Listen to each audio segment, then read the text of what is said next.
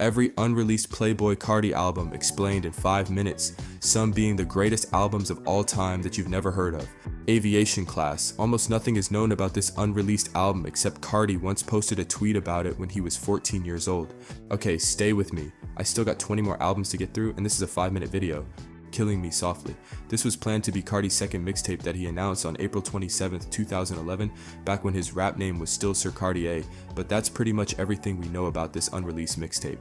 The High Chronicles, announced October 13th, 2011 to release on the 31st, but didn't come out until November 5th, 2011 on Lime Links, but pretty much nothing from the tracklist is accessible today. Kream. On July 20th, 2021, Carti's song Steez was leaked. That song was part of the tracklist from one of his unreleased albums called Kream, but like most of these really early albums and mixtapes, we know very little about it. Young Misfit. I talked about this one in my other Playboi Carti video, but basically it's his first major mixtape, and the full tracklist is online. Also, it's believed that Young Misfit is what Kream evolved into. Sensation. In March 2013, Carti announced what was supposed to be a full album called Sensation that was supposed to come out July 15th, 2013, and according to Genius, this would have been the tracklist. The mixtape with Digital Nas. In 2015, Playboi Carti was working on a collaboration mixtape with the producer Digital Nas. Digital Nas said on Instagram they had a whole tape in the vault. They released one song for this mixtape on SoundCloud called Run It, but we never got another track from this. 1629. This is one of Carti's most infamous unreleased albums.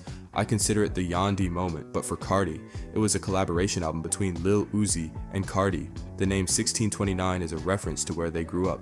Carti came from Atlanta's 2900 section and Uzi coming from the 16 block of North Philadelphia. Carti even said in an interview that they recorded over 100 songs together. Die Lit 2. Less than a month after releasing Die Lit, Carti previewed a clip of his song Buffy the Body while saying Die Lit 2. So obviously everyone thought Carti's next album would be Die Lit 2, but 2 months later Carti said his next album would be called Whole Lotta Red. Whole Lotta Red V1. On this original version of Whole Lotta Red, Carti was mostly using his high-pitched baby voice with production mainly from Peerborn. Some of the best tracks from this early version of Whole Lotta Red are Molly, Skeleton, and Cancun. Out of the entire V1 tracklist, only 2 songs made it to the finished version of Whole Lotta Red, and that's New Neon in Place. Whole Lotta Red Deluxe. After Carti released Whole Lotta Red, he posted a tweet asking what people want on the Deluxe. He said then that the Deluxe was on the way.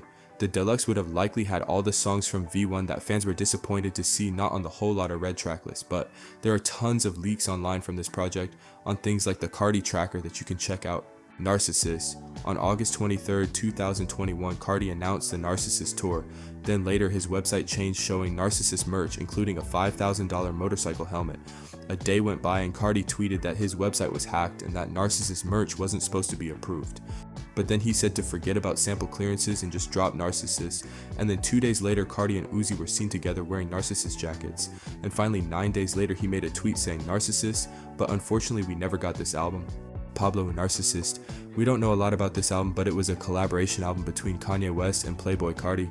We know that it would have sounded very experimental. This is one of the ones I'm most disappointed never dropped or even got many leaks from, since these are some of my favorite rappers of all time. Now for some honorable mentions. 2014, Sir Cartier. In 2014, Carti released 5 songs all with the caption 2014 Sir Cartier. These songs were probably supposed to go on an album, but there was never any new information about this project. Face. In March 2014, Carti made a Tumblr post announcing his new track Hollyfield for his new project Face. Face was probably an album he never released. Metro Boomin Collab. There is almost no info on this album or what it would have even been called, but all we really know is Carti once said in a Fader interview that he was working on a tape with Metro Boomin. Maybe this ended up only being type shit. In Abundance. This was a fan compilation of his 2014 to 2016 SoundCloud tracks. It has some of his official songs, his leaks, and also fan-edited songs. Album with Youngboy. On June 13, 2023, a jewelry designer said Carti gifted Youngboy an upside-down cross-chain.